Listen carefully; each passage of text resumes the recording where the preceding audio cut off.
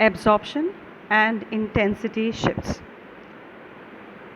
जब हम ultra violet visible spectroscopy का अध्ययन करते हैं तो उसमें पाइस टू पाई स्टार संक्रमण पर प्रतिस्थापियों यानी कि सब्स्टिट्यूएंट्स का प्रभाव भी जानना आवश्यक है। तो हम आज इन सभी प्रकार के प्रभावों का अध्ययन करेंगे। पहला है बैथोक्रोमिक शिफ्ट, जिसे वर्णोत्कर्षी विस्थापन कहते हैं। इसको रेड शिफ्ट भी कहा जाता है। यदि किसी यौगिक में किसी परमाणु या परमाणु समूह को एक इलेक्ट्रॉन दाता यानी डोनर समूह जैसे कि OH, OCH3, NH2 आदि के द्वारा प्रतिस्थापित कर दें तो अवशोषण बैंड उच्च तरंगदैर्ध्य यानी लॉन्गर वेवलेंथ की ओर विस्थापित हो जाता है, अर्थात लैम्डा मैक्स का मान बढ़ जाता है। अवशोषण बैंडों का इस प्रकार उच्च तरंगदैर्ध्य की ओर विस्थापन वर्णोत्कर्षी या रक्त विस्थापन यानी रेड शिफ्ट कहलाता है। हम अगर इसको ग्राफिकली देखें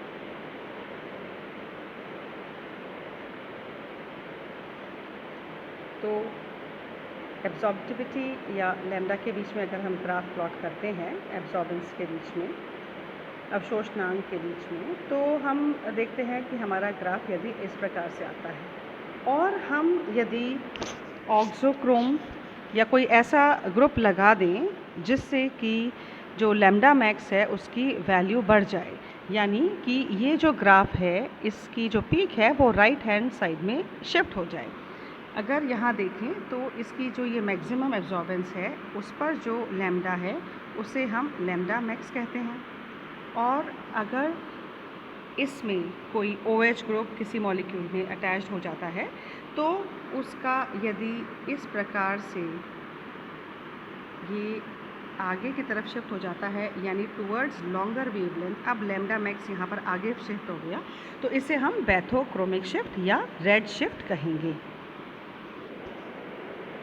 So it is very clear. So when absorption maxima of a compound shifts to a longer wavelength, it is known as bathochromic shift or red shift. And the effect is due to the presence of an auxochrome or by even the change of the solvent. Examples हम देख चुके हैं. It can be OH, which is electron donor. Then OCH3, which is again an electron donor, NH2 again an electron donor. So it causes absorption of compound at the longer wavelength. दूसरा उदाहरण है in alkaline medium, यानी अगर हम solvent का effect देखें तो paranitrophenol जो है एल्कलाइन मीडियम में रेड शिफ्ट शो करती है। The reason for this is that negatively charged oxygen delocalizes more effectively than the unshared pair of electrons, यानी जो ऑक्सीजन पर लोन पेयर उपस्थित हैं उनसे ज़्यादा जो नेगेटिव चार्ज हैं वो आसानी से डीलोकलाइज हो जाते हैं। उसमें जो पाई कॉन्जुगेशन है, जो संयुग्मन है, उसमें ज़्यादा इफ़ेक्टिव होते हैं, तो वो लैम्डा मैक्स को इंक्रीज़ करते हैं, यानी it results into the longer wavelength absorption. So paranitrophenol का अगर हम देखें इसके अंदर 255 नैनोमीटर्स पर अगर आता है लैम्डा मैक्स, लेकिन अगर उसको एल्कलाइन मीडियम में डाल दिया जाए तो वो 265 नैनोमीटर्स पर एब्जॉर्प्शन शो करता है। और यहाँ पर there is an increase in the wavelength, so we will call it as a bathochromic shift. ना हिप्सोक्रोमिक शिफ्ट या इसे ब्लू शिफ्ट भी कहते हैं। किसी यौगिक में एक इलेक्ट्रॉन ग्राही यानी इलेक्ट्रॉन को एक्सेप्ट करने वाला कोई समूह जैसे एसिटिल ग्रुप अगर जुड़ जाता है, उसको प्रवेश कराने पर अवशोषण बैंड जो है वो निम्न तरंगदैर्ध्य की ओर प्रतिस्थापित हो जाता है, अर्थात लैम्डा मैक्स के मान में कमी हो जाती है। और अवशोषण बैंडों के इस प्रकार निम्नतर तरंगदैर्ध्यों की ओर विस्थापन को वर्णोत्कर्षी विस्थापन या नीला विस्थापन या ब्लू शिफ्ट कहते हैं। So it is very clear that when the absorption maxima lambda max of a compound shifts to a shorter wavelength, it is known as hypsochromic shift or blue shift. And the effect is due to the presence of group which causes removal of conjugation. यानी अगर electron withdrawing कोई group आ जाए जो कि जो conjugation है उसका उसमें उसकी रिमूवल कर दे, यानी संयुग्मन को समाप्त कर दे, या फिर कोई ऐसा सॉल्वेंट आ जाए जिसकी वजह से ऐसा हो जाए, तो इसके अंदर उदाहरण सॉल्वेंट का हम लेते हैं कि जो एनिलीन है वो एसिडिक मीडियम के अंदर जो है ये हिप्सोक्रोमिक शिफ्ट शो करता है। क्यों? क्योंकि जो NH2 के ऊपर लोन पेयर उपस्थित है, यहाँ जो NH2 पे नाइट्रोजन पे जो लोन पेयर उपस्थित है, ये एसिडिक मीडियम के अंदर it is being used up here as इसमें कन्वर्ट हो जाता है, और अब ये लोन पेयर कॉन्जुगेशन में या संयुग्मन में नहीं है, तो ये it loses the conjugation, and conjugation के कमी आने पर हम ये जानते हैं कि जो लैम्डा मैक्स है वो मूव करता है निम्न तरंग दैर्ध्य की तरफ, यानी it results into blue shift. Now next is the hyperchromic effect. Now one more thing, let me go back again to this last slide.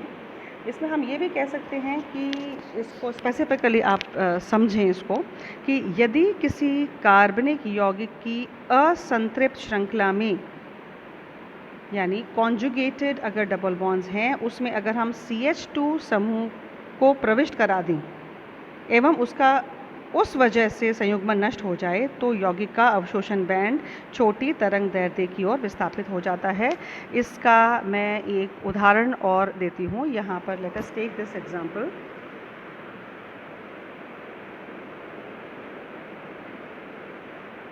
ये एजो कंपाउंड है, एजो ग्रुप पर ये दोनों साइड C6H5 जुड़े हुए हैं। हम जानते हैं जो फिनाइल ग्रुप्स हैं उसमें 3 कॉन्जुगेटेड डबल बॉन्ड्स हैं दोनों साइड में, और यहाँ डबल बॉन्ड बीच में भी है एजो के ऊपर, तो फेनिल समूह संयुग्मन में यहाँ पर उपस्थित हैं।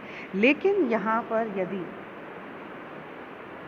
इस जगह पर यदि CH2 ग्रुप जोड़ दिया जाए, राइट, तो हमें जो मॉलिक्यूल अब मिलेगा that will be C6H5 N double bond N CH2 N C6H5।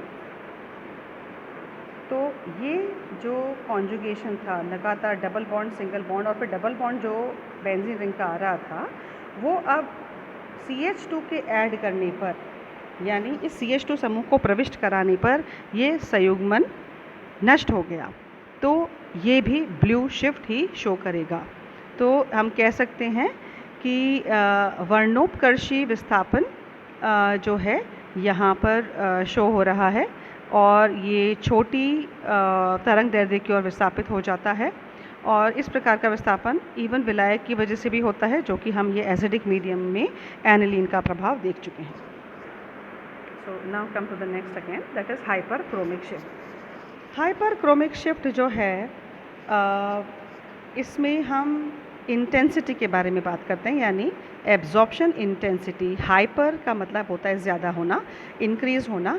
तो जब यदि यौगिक में उपस्थित कोई प्रतिस्थापी समूह अथवा विलायक बैंड की तीव्रता को बढ़ा दें, यानी उसकी एब्जॉर्प्शन इंटेंसिटी को बढ़ा दें, तो हम इस प्रभाव को अतिवर्णक प्रभाव कहेंगे। If oxochrome introduces to the compound, the intensity of absorption increases. Let us take an example here. pyridine का एग्जाम्पल आपको नज़र आ रहा है। इसमें लैम्डा मैक्स दोनों का नियरली सेम है, 257 नैनोमीटर्स pyridine का और 2 मिथाइल pyridine का 260 नैनोमीटर्स पर है। लेकिन जो परिवर्तन आ रहा है इसमें एब्जॉर्प्शन इंटेंसिटी, यानी कि उसकी तीव्रता पर आ रहा है। pyridine में 2750 पर है और 2 मिथाइल pyridine में 3560 पर इसकी तीव्रता शो होती है। तो इसमें हम कह सकते हैं this kind of effect is known as hyperchromic effect और अतिवर्णक प्रभाव। दूसरा है हाइपोक्रोमिक इफ़ेक्ट। हाइपो का मतलब है कमी आना, और कमी आना है, इसका अर्थ है कि कोई ऐसा ग्रुप है जिसकी वजह से कमी आ जाए। तो यहाँ पर हम उदाहरण ले रहे हैं नैफ्थलीन का। नैफ्थलीन की जो एब्जॉर्प्शन इंटेंसिटी है वो शो होती है 19,000 पर, लेकिन 2-मिथाइल नैफ्थलीन जो है इसकी होती है 10,250 पर, और इस कमी को हम कहेंगे हाइपोक्रोमिक इफ़ेक्ट। यानी when absorption intensity of a compound is decreased, it is known as hypochromic shift. अगर इसको ग्राफिकली हम देखें तो हाइपोक्रोमिक शिफ्ट जो है, पहले हाइपरक्रोमिक देख लेते हैं। हाइपरक्रोमिक में यदि पिरिडीन का हम ये माने इस प्रकार से ग्राफ आता है, तो 2-मिथाइल पिरिडीन का जो है वो it will move towards upward side, यानी ये जो एब्जॉर्प्शन इंटेंसिटी है ये इंक्रीज हो रही है। लेट दिस बी E1 और ये E2, तो there is an increase here. This is hyperchromic effect. And when there is decrease, तो अगर हम इसमें नैफ्थलीन का देखें, let this be the graph for naphthalene, और अगर 2-मिथाइल नैफ्थलीन का देखें तो इसमें डिक्रीज आ रहा है, that means it moves towards downward side. यानी ये जो था ये पहले था, और अब जो है इसकी एब्जॉर्प्शन इंटेंसिटी में कमी आ गई है। और चारों जो इफ़ेक्ट्स हैं, सब्स्टिट्यूएंट्स के जो इफ़ेक्ट हैं या प्रतिस्थापियों के जो प्रभाव, हम यहाँ पर इस ग्राफिकल रिप्रेजेंटेशन से भी शो कर सकते हैं। इसमें हम देख सकते हैं जो रेड शिफ्ट है यानी पैथोक्रोमिक शिफ्ट, ये राइट साइड में मूवमेंट होगा, और ब्लू शिफ्ट यानी लैम्डा मैक्स में कमी आती है तो लेफ़्ट साइड में मूवमेंट होगा। हाइपरक्रोमिक इफ़ेक्ट है यानी एब्जॉर्बेंस जो है या जो इसकी तीव्रता है, एब्जॉर्प्शन इंटेंसिटी है, उसमें बढ़ोतरी होती है, there is an increase in the intensity. And in the case of hypochromic effect it there is movement downwards, that mean there is it moved towards lower absorbance.